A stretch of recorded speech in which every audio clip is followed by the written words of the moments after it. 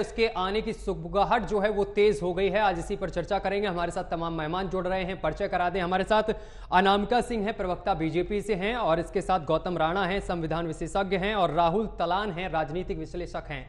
आप तीनों मेहमानों का बहुत बहुत स्वागत है एएमवी नेटवर्क पर। सबसे पहले शुरुआत में अनामिका जी आपके साथ ही करूंगा। अनामिका जी, जिस तरीके से बिहार में जात आधारित गणना हुई, इसके बाद से राजनीति जो है वो चरम पर पहुंच गई। अभी भी इस पर राजनीतिक भूचाल आया हुआ है, लेकिन अब सुगबुगाहट ये हो रही है कि रोहिणी आयोग आएगा, लागू होगा ये। अगर ये आता है तो इसको क्या बीजेपी के साथ इसको ब्रह्मास्त्र के तौर पर देखा जाए? अनामिका से हमारा संपर्क नहीं सध पा रहा है, हम राहुल जी के पास पहुंचते। राहुल जी, आप तक आवाज मिल रही, पहुंच रही है?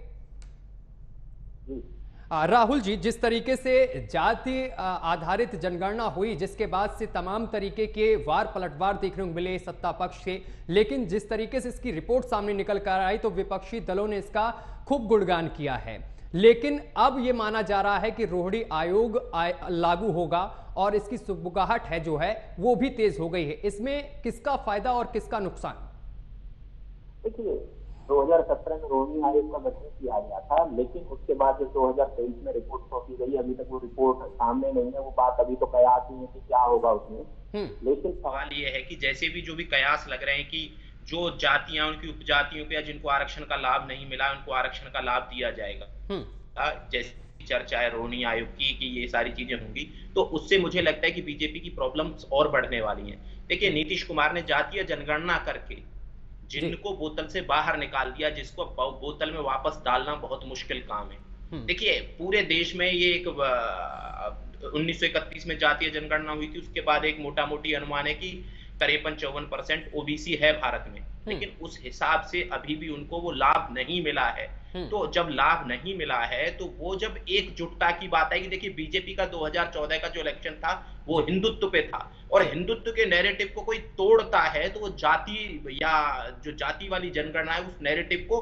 वीक करती है। और 2019 में भी यही नैरेटिव था बीजेपी का, इसी नैरेटिव की वजह से बीजेपी जीती थी, हिंदुत्व की वजह से। लेकिन जब इन्होंने एक नई तरीके से इस चीज को टैकल करने की कोशिश की है, विपक्ष ने जातीय जनगणना की मांग सामने रख दी है। अब जब जातीय जनगणना की मांग होगी तो वो जो राहुल गांधी जो बार बार बोल रहे हैं कि जिसकी जितनी हिस्सेदारी उसकी उतनी भागीदारी, उनको पता है कि हिंदुत्व को अगर जो कमजोर नहीं किया गया तो फिर बीजेपी को हराना मुश्किल हो जाएगा, और हिंदुत्व को कमजोर करने का ये सबसे सही तरीका है राहुल गांधी और कांग्रेस की नजरों में। लेकिन सवाल बीजेपी भी है यहाँ कि बीजेपी ने क्या वो सारी, इन बीजेपी को पता था कि ये सारी चीजें हो सकती हैं, बहुत दिन से चर्चा चल रही थी, लेकिन बीजेपी ने कोई इनिशिएटिव नहीं लिया कि इन चीजों को डाइल्यूट किया जाए। ना तो बीजेपी ने सरकार में हिस्सेदारी बढ़ाई अपनी कि ओबीसी की हिस्सेदारी बढ़ाई जाए, कि एक एक कास्ट को 5-5 मिनिस्ट्री दे रखी है बीजेपी ने, प्रमुख मिनिस्ट्री, बाकी ओबीसी की कास्ट को कितनी मिनिस्ट्री है? सवाल ये भी है ना कि जब आप अगर जो एक करना चाहते, प्रधानमंत्री लगातार बोलते रहे कि मैं ओबीसी समाज से आता हूं, ओबीसी समाज से आता हूं, तो प्रधानमंत्री को इस चीज का ख्याल रखना चाहिए था कि भाई अगर जो जातियां हैं भारत में, जो भारत की सच्चाई है, उस हिसाब से आपको बैलेंस बना के चलने की जरूरत थी। अब जब बीजेपी के सामने एक ये बहुत बड़ा मुद्दा आ गया है तो बीजेपी को ये सूझ नहीं रहा है कि कैसे इसको टेकल करें। जैसे तेलंगाना में हमने देखा, प्रधानमंत्री की रैली देखी, प्रधानमंत्री वहां हिंदुत्व की बात कर रहे थे, लेकिन मुझे जहां तक लगता है, जहां तक मेरी समझ है, कि ये मुद्दा बिल्कुल वैसा ही बन जाएगा कुछ दिन बाद जैसे मंडल आयोग बना था। मंडल आयोग के बाद जैसे हमने जो चीजें देखी, तो अब जब ये सारे ओबीसी या और अदर कास्ट अपनी हिस्सेदारी, जैसे बहुत सारे इशू ये भी हैं कि जहां जहां पद हैं ओबीसी या एससी एसटी के, वो खाली क्यों रह जाते हैं, क्यों नहीं भर पाती है सरकार? जैसे यूनिवर्सिटीज में बहुत सारे पद खाली रहे, और ये सिर्फ बीजेपी के शासनकाल में नहीं है, ये कांग्रेस के शासनकाल में किसी की भी सरकार रही हो। तो एक तरीके से हर सरकार ने ओबीसी, एससी या एसटी के साथ एक तरीके से भेदभाव किया गया है, और उनको जो उनके पद, जो 27% जो आरक्षण था, उसको भी फुलफिल नहीं किया गया है। जबकि जैसे मध्य प्रदेश जैसे राज्य में तो 14% आरक्षण मिलता है, जहां आबादी 50% से ज्यादा है ओबीसी की। तो सबको ये सोचने की जरूरत है, और जो सबसे ज्यादा इन चीजों का लाभ ले रहे हैं उनको भी थोड़ा अपनी थॉट्स को डाइल्यूट करने की जरूरत है कि आपको अगर जो सामंजस्य के साथ चलना है तो सामंजस्य बनाने के लिए सबको बड़ा दिल दिखाने की जरूरत है। तमाम लोग तो ऐसे भी हैं राहुल तलान की जिनको आरक्षण नहीं मिलना चाहिए, वो भी उसका बहुत अच्छा फायदा उठा रहे हैं। ठीक है, गौतम जी के पास मैं पहुंचूंगा। गौतम जी, मैं आपसे समझना चाहता हूं कि अनुच्छेद 340 है क्या और इससे किस तरीके का लाभ अब जनता को मिलने वाला है। हेलो जी गौतम जी। सर, मेरी आवाज आ रही है? जी आ रही है। गौतम जी, मैं आपसे ये समझना चाह रहा हूं, मेरा ये सवाल है कि अनुच्छेद 340 क्या है, इसको आप जरा समझाइए। सर देखिए, मैं जहां तक आप कास्ट सेंसस की जो बात कर रहे हैं उस पर हम बात करें ज्यादा बेहतर है। जो कास्ट सेंसस हुआ वो मेरे मानना है कि बिल्कुल सही है एकदम। क्योंकि जब से भी रिजर्वेशन चालू हुआ, जैसे आपने खुद ही कहा, मैं आपको सुन रहा था कि आज भी कहीं पर भी बैकलॉग जो है वो लगातार बैकलॉग पड़ा रहता है। तो किसी भी सरकार की नीयत, जो पुअर सेक्शन, जो वंचित समाज है, SC ST OBC, इनको कहीं भी प्रतिनिधित्व नहीं दिया गया। जैसे आपने खुद ही कहा कि इवन देन की मंत्रालय तक में नहीं है उनकी पॉपुलेशन के अकॉर्डिंगली। तो जो कास्ट सेंसस हुआ है, मैं इसके बिल्कुल फेवर में हूं और ये होना चाहिए, उसी हिसाब से रिजर्वेशन को लागू करना चाहिए। ठीक है अनामिका जी, जो ये रोहिणी आयोग अगर लागू होता है तो क्या इसको ब्रह्मास्त्र के तौर पर देखा जाए बीजेपी के लिए? क्या ये काट बनेगा जातिगत जनगणना का? सत्यम जी, पहली बात तो जातिगत जनगणना ऐसा कोई विषय नहीं है कि उसके लिए किसी काट की आवश्यकता पड़े। सबसे पहले मैं भारतीय जनता पार्टी के मूल दर्शन के विषय में बात करना चाहूंगी और अवधारणा। जो पिछड़े की बात हो रही है, अति पिछड़े की बात हो रही है, तो भारतीय जनता पार्टी बात ही करती है अंत्योदय यानी पंक्ति के अंत में खड़े हुए व्यक्ति की। और जो हम पंक्ति के अंत में खड़े हुए व्यक्ति के उदय की बात करते हैं तो हम उसमें ये नहीं देखते कि अगड़ा कौन है, पिछड़ा कौन है, स्वर्ण कौन है, दलित कौन है, हिंदू कौन है, मुसलमान कौन है, जैन कौन है, सिख कौन है, ईसाई कौन है। ये एक महत्वपूर्ण विषय है। दूसरा विषय, जिस तरह से नीतीश कुमार जी की प्रकृति और प्रवृत्ति रही है, मैं यहाँ से कहना चाहूंगी आपके चैनल के माध्यम से, उनकी हमेशा आदत रही है मोनोपॉली चलाने की और खुद को श्रेष्ठ बताकर रहने की, और उसमें कहीं ना कहीं उनके अहंकार को बढ़ावा हमने अपनी नैतिकता के कारण भारतीय जनता पार्टी ने भी दिया। क्योंकि जब उनके पास कम सीट रही तब हमने उन्हें प्रधानमंत्री पद दिया। तो उन्होंने जो एक गठबंधन बनाया सत्यम जी, उसमें जब वो देखते हैं कि उन्हें कोई लीड नहीं मिल पा रही है, न संयोजक का पद मिलता है, न प्रधानमंत्री पद की दावेदारी वो अपने आपके नेताओं से कराते हैं, अपने दल के लोगों से, जब कोई तवज्जो नहीं मिलती है तो वो एक सगुफा छोड़ने की कोशिश करते हैं। सबसे पहले तो हमारे गौतम जी बैठे हुए, उन्हें पता है कि जातीय जनगणना कराने का अधिकार केंद्र के पास है, एक विषय। दूसरा विषय, जो जातीय जनगणना हुई है वो 26-27 जो उसके मापदंड है, हम मानक है, उन पर हुई है। पहली बात, आप लगातार शिकायत सुन रहे हैं। इवन अगर मैं भारतीय जनता पार्टी की प्रवक्ता से इतर होकर कहूं तो आप यकीन मानिए कि मेरे घर भी कोई जनगणना करने नहीं आया। तो इसमें इतनी त्रुटियां हैं, इसके मापदंड क्या है, एक विषय। दूसरा विषय ये है कि जब आप करते हैं तो आप जातीय आंकड़े सबसे पहले बाहर क्यों लाते हैं? आप आर्थिक और दूसरे जो सर्वे हैं उनको बाद में लाने की बात, 2 महीने बाद लाने की क्यों कोशिश करते हैं? क्योंकि आप 2 महीने पूरे देश को फिर से जातीय की एक आग में झोंकना चाहते हैं। और पिछले 1 दशक में आदरणीय नरेंद्र मोदी जी के भारतीय जनता पार्टी और NDA गठबंधन के नेतृत्व में जिस तरह से हिंदू, सनातनी और भारतीय लोग एक हुए हैं, और आप पिछले बार के दोनों लोकसभा चुनाव के आंकड़े देख सकते हैं कि पिछड़ों और अति पिछड़ों ने कितने ज्यादा प्रतिशत में जाके भारतीय जनता पार्टी को वोट किया है। तो वो जो डर एक बैठ गया है गठबंधन के मन में।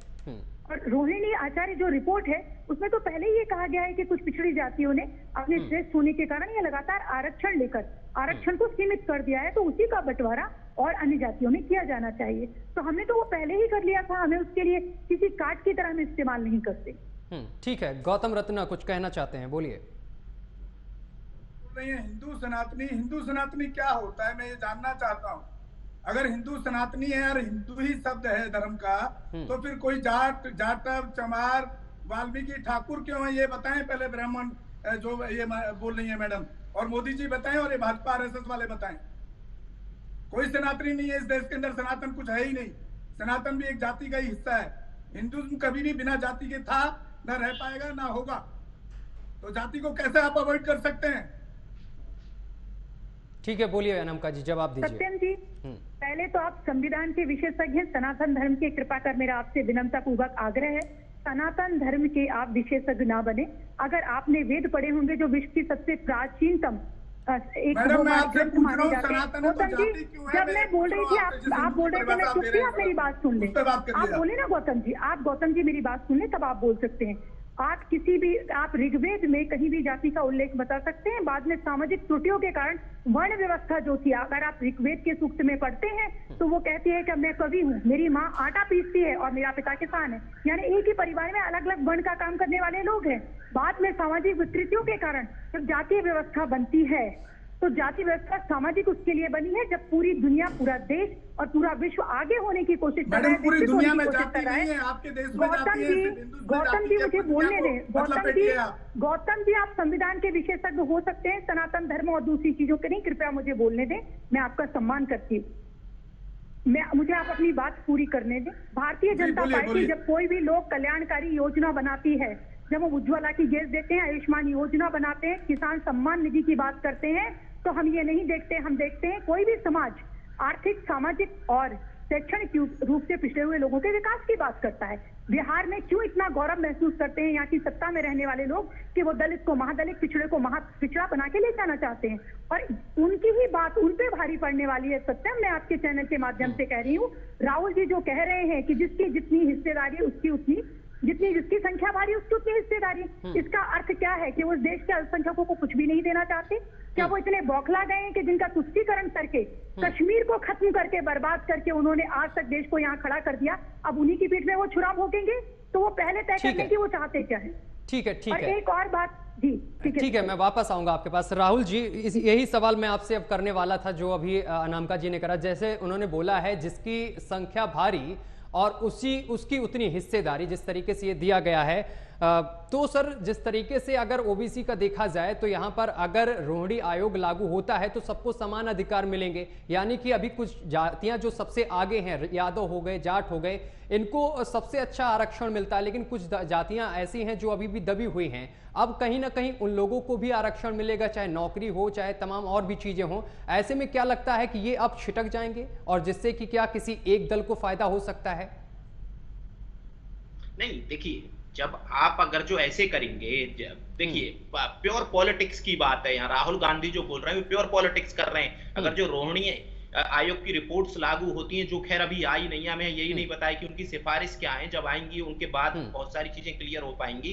तो फिर अगर जो जैसे आप यादवों से आरक्षण ले लेते हैं, किसी और कास्ट को दे देते हैं, तो यादव क्या नाराज नहीं होंगे? सबसे बड़ी आबादी है बिहार की, किसको वोट करेंगे फिर? तो बीजेपी के लिए तो दोनों तरफ इधर कुआं उधर खाई है। बीजेपी को बहुत डेलिकेटली ये सारी चीजें हैंडल करने की जरूरत है। जहां तक आपने जाटों की बात की, तो जाटों को प्रदेश, कई सारे प्रदेश ओबीसी देते हैं, सेंटर जो है वो ओबीसी नहीं मानता है जाटों को। तो जाट तो अभी इनको यही नहीं पता है कि वो ओबीसी में हैं या नहीं है। तो जैसे यूपी ओबीसी दे देता है, लेकिन केंद्र सरकार ओबीसी मानती नहीं है जाटों को। तो जो भी केंद्र सरकार की जॉब्स होती हैं या और जगह जो भी केंद्र सरकार जो भी नौकरियां निकालती है, वहां उनको ओबीसी का आरक्षण नहीं मिलता है जाटों को। तो यादवों को पूरे नेशनली ओबीसी का आरक्षण मिलता है, या और जैसे कुर्मी हो गए, उनको नेशनली ओबीसी का आरक्षण मिलता है। तो सवाल ये है कि बीजेपी को थोड़ा चीजों को समझने की जरूरत है। जैसे कि मैंने जैसे पहले शुरुआत में बोला था कि जिन्न को बाहर निकाल दिया है नीतीश कुमार ने, अब आपको हैंडल करना है, कैसे हैंडल करेंगे ये? अब जैसे जो बीजेपी की प्रवक्ता बोल रही है, वैसे हैंडल नहीं हो सकती हैं चीजें। बीजेपी, देखिए, हिंदुत्व जो 2014 में 2019 में जो हमने देखा, बीजेपी की एक तरफा वोट हुआ और पूर्ण बहुमत की सरकार, जब हम गठबंधन की सरकारों की बात कर रहे थे और उस टाइम पे पूर्ण बहुमत की सरकार आई, तो हर कोई तो अपनी स्ट्रेटेजी चेंज कर रहा है ना। तो कांग्रेस ने या नीतीश कुमार ने या विपक्ष ने एक स्ट्रेटेजी चेंज की कि भाई हिंदुत्व की काट क्या है? हिंदुत्व की काट जाति है, और जाति भारत में सदा से रही है, और जाति के नाम पे डिस्क्रिमिनेशन भी रहा है। इसको कोई मना कर सकता है कि भारत में डिस्क्रिमिनेशन नहीं है जाति के नाम पे? तो जो डिस्क्रिमिनेशन रहा है, तो वो उसी का फायदा उठाने की कोशिश कांग्रेस कर रही है। और मैं ये नहीं बोल रहा हूं, मैं साथ में ये भी बोल रहा हूं कि कांग्रेस ने भी इन्हीं जातियों का दोहन किया है। कांग्रेस के शासन काल में भी ये इन जातियों के जो पद होते थे, जैसे एससी के पद कभी भी दिल्ली यूनिवर्सिटी में भरे ही नहीं गए पूरे के पूरे, तो वैसे ही ओबीसी के भी नहीं भरे गए, ना वैसे एसटी के भरे गए, तो और बाकी यूनिवर्सिटीज में भी यही हाल है। तो कांग्रेस के शासन काल में भी यही व्यवस्था लागू थी। देखिए, सवाल क्या है कि अब बीजेपी को अपनी स्ट्रेटेजी को चेंज करके ये समझने की जरूरत है कि भाई सबको थोड़ा थोड़ा हिस्सेदारी दी जाए। जिसकी हिस्सेदारी बनती, जैसे मैंने बोला कि एक जाति के 5 मिनिस्टर, एक जाति के 7 मिनिस्टर, और एक जाति का एक भी मिनिस्टर नहीं सेंट्रल गवर्नमेंट में। क्यों? क्या वो जाति ने आपको वोट नहीं किया था? क्या उस जाति में योग्य नहीं है कि मिनिस्टर बन पाए लोग? सवाल ये है ना कि आप अगर जो बिल्कुल पॉलिटिक्स को आपको बैलेंस करना पड़ेगा, आप तभी चल सकते हैं। अगर जो आप इनबैलेंस करने की कोशिश करेंगे तो आपको निश्चित तौर पे खामियाजा भुगतना पड़ेगा। प्रधानमंत्री अब कितना भी नैरेटिव चला ले हिंदुत्व वाला, जैसे उन्होंने तेलंगाना की रैली की बात की, उन्होंने बोला कि भाई हिंदुत्व की बात है, हिंदुत्व की बात करेंगे, हिंदुत्व, तो ये नहीं चलेगा, क्योंकि भारत में बहुत लंबे समय से डिस्क्रिमिनेशन रहा है। मैं इसको अपवाद मानता हूं कि 2014 में और 2019 में हिंदू यूनाइट हुआ, ये अपवाद है भारतीय राजनीति में। भारतीय जब से देश आजाद हुआ है इतना यूनाइट हिंदू कभी और राहुल जी, जो लोग जाति पर राजनीति कर रहे हैं, मान लीजिए, जो लोग जाति पर राजनीति कर रहे हैं बढ़ चढ़कर, देखिए मैंने यही तो बोला ना कि जातियों पे राजनीति क्यों हुई थी। जातियों पे राजनीति इसीलिए हुई थी क्योंकि कभी डिस्क्रिमिनेशन था। मायावती जाति की राजनीति क्यों करने लगी? मायावती इसीलिए करने लगी, और उनकी जाति उनके पक्ष में क्यों आई? क्योंकि डिस्क्रिमिनेशन हुआ था उनके साथ, इसीलिए मायावती ने जाति की राजनीति की। नीतीश कुमार करते हैं, लालू प्रसाद यादव करते हैं, या और कोई करता है, जैसे मध्य प्रदेश में, जैसे मैं छत्तीसगढ़ का आपको एग्जाम्पल देता हूं। छत्तीसगढ़ में सबसे ज्यादा आबादी किसकी है? आदिवासियों की। मुख्यमंत्री रमन सिंह क्यों बने थे वहां? बताइए, क्या आदिवासी मुख्यमंत्री नहीं बन सकता था बीजेपी की तरफ से? सवाल यह है कि जहां अगर जो रमन सिंह को वहां मुख्यमंत्री बनाने की जरूरत ही नहीं थी, किसी आदिवासी को बनाने की जरूरत थी। अब आप यूपी में, जैसे बिहार में किसी कायस्थ की आबादी बहुत कम है, वहां मुख्यमंत्री किसी कायस्थ को बना दे, क्या चल पाएगा क्या? तो आपको ये भी ध्यान रखने की जरूरत है ना कि भाई अब केंद्र में कितने सारे ओबीसी मिनिस्टर हैं। जैसे मैं मानता हूं ये बीजेपी की अच्छाई है कि अमित शाह जी ने बोला संसद में कि हमारे 85 सांसद ओबीसी हैं, लेकिन 85 से ज्यादा होने चाहिए, क्योंकि इस देश की आबादी 50%, ओबीसी की आबादी 50% से ज्यादा है। आपको यह सोचने की जरूरत है। ठीक है, अनामिका जी जवाब दीजिए, इसके बाद गौतम जी के पास। मैंने राहुल जी को सुना और अच्छा लगा कि किसी पूर्वाग्रह से ग्रसित हुए बिना राजनीतिक विश्लेषक की तरह वो बात कर रहे हैं। और राहुल जी, मैं यकीन दिलाना चाहती हूँ, भारत के अभी तो गौतम जी कह रहे थे कि कुछ सनातन और हिंदू कोई धर्म ही नहीं होता है। ये बहुत ही दुखद बात है कि विश्व के मुझे लगता है एकमात्र देश है जहाँ बहुसंख्यक लोगों के साथ इस तरह के विचार रखे जाते हैं और अंदर एक द्वेष रखा जाता है। तो मैं एक चीज कहना चाहती हूँ कि जैसे 14-19 में गौतम जी, मुझे बात पूरी करने दें, आप बोलिएगा, आप बोल सकते हैं गौतम जी आराम से, हम डिबेट में हैं। आप ही बताइए, मैं तो आपसे पूछ रहा हूं। 2014 में और 2019 में जिस तरह से हिंदू एक हुआ है, सनातनी एक हुआ है, वैसे ही 2024 में होगा, क्योंकि भारत जो है वो किस तरह का देश है, वो देश है, उस तरह की सनातन की प्रवृत्ति रही है कि हम पेड़ पौधों की भी पूजा करते हैं और नदी की भी पूजा करते हैं, वासुदेव कुटुंबकम की हम बात करते हैं और विश्व कल्याण की हम बात करते हैं, और भारतीय जनता पार्टी भू सांस्कृतिक राष्ट्रवाद की बात करती है। हमें जमीन का कण कण भी उतना ही प्यारा है, हमें अपनी संस्कृति भी उतनी प्यारी है और राष्ट्रवाद भी उतना ही प्यारा है, क्योंकि हमें राष्ट्रवाद और संस्कृति के बिना हमें कोई भी सभ्यता नहीं चाहिए। विश्व इतिहास इस बात का गवाह है कि सभ्यताएं आती हैं और नष्ट हो जाती हैं, परंतु संस्कृतियां जिनकी जीवित रहती हैं वो इतिहास में लिख दिए जाते हैं। तो भारतीय जनता पार्टी राम मंदिर की भी बात करेगी, आयुष्मान योजना की भी, कोरोना में जब विश्व की सारी शक्तियां महाशक्तियां घुटने टेकेंगी, गौतम जी इतने परेशान क्यों है? गौतम जी क्यों? हाँ, आपकी बात का जवाब जरूर दूंगी गौतम जी, इतने विचलित ना हो। अब जब आपके जैसे विश्लेषक अपने हिंदुस्तान के साथ, राहुल जी से सीखिए, गंभीरता राहुल जी से सीखिए और मुझे बोलने दें, बात का जवाब दे रही हूँ मैं, आप ही की बात का जवाब दे रही हूँ। आपके जैसे तथाकथित पूर्वाग्रह से ग्रसित बुद्धिजीवी जब लगातार भारतीय जनता पार्टी पर स्वर्णों की पार्टी होने का आरोप लगाते हैं, उसके जवाब में आदरणीय प्रधानमंत्री जी कहते हैं कि मैं एक पिछड़े का बेटा हूँ, और जब वो कहते हैं कि मैं एक चाय वाले का बेटा हूं, तो वो ये बताते हैं कि सबसे वंचित और शोषित वर्ग से आने वाला व्यक्ति भी भारतीय जनता पार्टी में प्रधानमंत्री बन सकता है। वो ये नहीं कहते कि मैं लालू जी का बेटा हूं और राबड़ी का सीएम मैं बनूंगा। समाजवाद और लोहियावाद को बेचकर सत्यम राजनीति करने वाले लालू प्रसाद यादव का परिवार, मुलायम सिंह का, आप उत्तर से उठा के दक्षिण तक चले जाइए, इन्होंने अपने परिवार के विकास के अलावा किसका विकास किया है? और मैं इस मंच से कहना चाहती हूँ कि स्वागत है, और भारतीय जनता पार्टी नहीं फंसेगी आरजेडी, जैसे ये बताना पड़ेगा कि 14% यादवों के साथ वो 50-60% टिकट कैसे यादवों को दे देती है, उसे बताना पड़ेगा कि वो और किसी ओबीसी चेहरे को उप मुख्यमंत्री का चेहरा क्यों नहीं बनाती।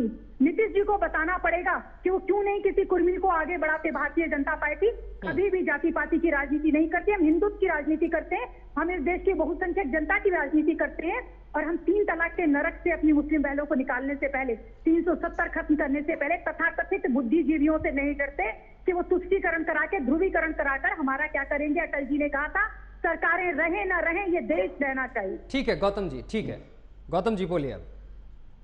सर पहले तो मैं मैडम से पूछना चाहता हूं, जब हमारे देश के माननीय प्रधानमंत्री, हम क्योंकि हमारे प्रधानमंत्री हैं तो रेस्पेक्ट से ही बात हर इंसान को करना चाहिए उनके लिए, वहां जाकर बुद्ध की बात करते हैं, वहां राम का नाम क्यों नहीं लेते, ये बताएं मैडम। राम का नाम अगर वो नहीं ले, जहाँ बुद्ध की बात करना चाहिए संदर्भ प्रसंग। ठीक है गौतम जी, आप संविधान के विशेषज्ञ हैं, आप संविधान पे बात करिए। जो मैंने आपसे सवाल पहले भी किए थे उस पर थोड़ा जवाब दीजिए, एक बार समझाइए जरा दर्शकों को कि इससे कैसा लाभ मिलेगा, रोहड़ी आयोग लागू होता है। राम और बुद्ध एक दूसरे के पर्यायवाची, ठीक है अनामिका जी, ठीक है ठीक है, ये सर इस पर जवाब दीजिए आप। जो और अति पिछड़ी जो जातियां हैं, जो अभी तक, जैसे कि उसमें मैंने रोहड़ी आयोग को जो पढ़ा है अभी, उसमें ये दे रखा है कि जो उनकी रिपोर्ट लगभग मोटा जो देखा है मैंने, कि कुछ जातियां ऐसी हैं जिनको लाभ नहीं मिल रहा रिजर्वेशन का, तो अगर वो आता है तो उसमें कोई बुराई नहीं है मेरे हिसाब से, क्योंकि जिनको नहीं मिला उनको भी मिलना चाहिए। अगर वो पीड़ित है, सामाजिक उत्पीड़न उनका भी होता है सामाजिक लेवल पर, जाति के लेवल पर, उनको मिलना चाहिए। ठीक है राहुल तलान, एक चीज बताइए, अभी तो ये है ओबीसी आरक्षण जिस तरीके से मिल रहा, सारी जातियां एक साथ हैं, तमाम जातियां इसमें आती हैं, तो अगर ये रोहिणी आयोग लागू होता है तो क्या लगता है तमाम जातियां जो हैं अब वो छिटक जाएंगी, अलग अलग दल के साथ चली जाएंगी? बिल्कुल, देखिए इसकी संभावना है, लेकिन मुझे लगता है कि ऐसी कोई रिपोर्ट आएगी नहीं, जहां तक मैं समझता हूं, और आनी भी चाहिए। आरक्षण का जिस परिवार को लाभ मिल चुका है उसको दोबारा से ना मिले। आरक्षण की सही व्यवस्था आपको करनी पड़ेगी कम से कम। ऐसे नहीं हो सकता है कि एक परिवार लेता रहा आरक्षण का लाभ, फिर उसके दादा ने भी आरक्षण का लाभ लिया और नाती पोते भी आरक्षण का लाभ ले रहे हैं। ऐसे नहीं होना चाहिए। आरक्षण का ये होना चाहिए कि भाई आपका अपलिफ्टमेंट हो गया आरक्षण की वजह से, तो अब आपकी फैमिली में किसी को आरक्षण नहीं मिलेगा। तब आप आरक्षण के सही मायने साबित कर पाएंगे कि हर किसी को आरक्षण का लाभ मिले।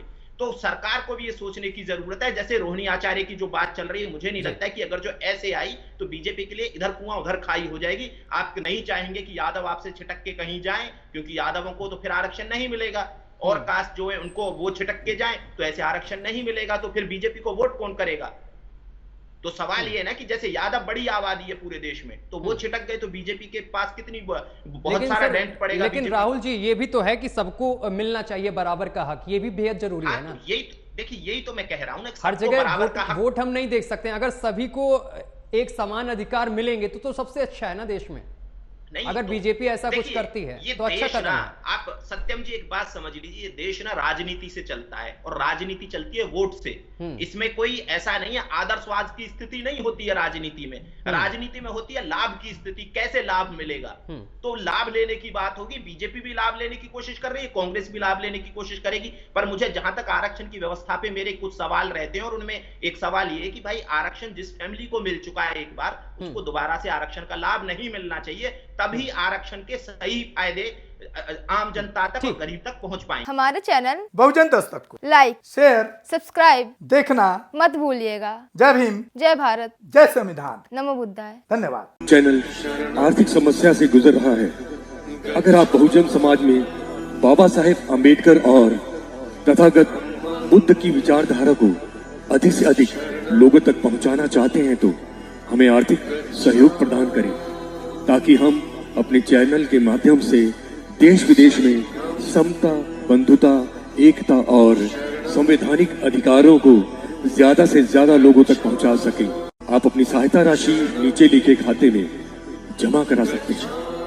खाता धारक गौतम रत्ना, खाता संख्या 3169576865 IFSC कोड SBIN 0060336, बैंक भारतीय स्टेट बैंक।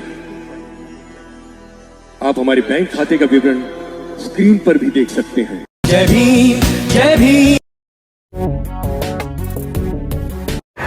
मैं गौतम रत्ना आपका बहुजन फिल्म प्रोडक्शन में स्वागत करता हूं, और आप हमारे प्रोडक्शन हाउस के अंदर अपना कैरियर बना सकते हैं as a film director, as a producer and actor and actress and editor and cinematographer also. अगर आपको फिल्म से रिलेटेड कुछ भी प्रोजेक्ट आपको बनवाना है तो हमारे पास में पूरा सेटअप है, जिसमें फिल्म कैमरा है, शूटिंग लाइट्स है और एडिटिंग है। सारा A to Z एक ही जगह पर आपको हमारे यहाँ पर मिल जाएगा। तो दोस्तों आप हमें कांटेक्ट कर सकते हैं हमारे नंबर्स पर 9810085714 और 8510005714। हमारे वेबसाइट पे विजिट कर सकते हैं www.filmserviceindia.com और हमें मेल भी कर सकते हैं gautamfilmsproduction@gmail.com पर। धन्यवाद।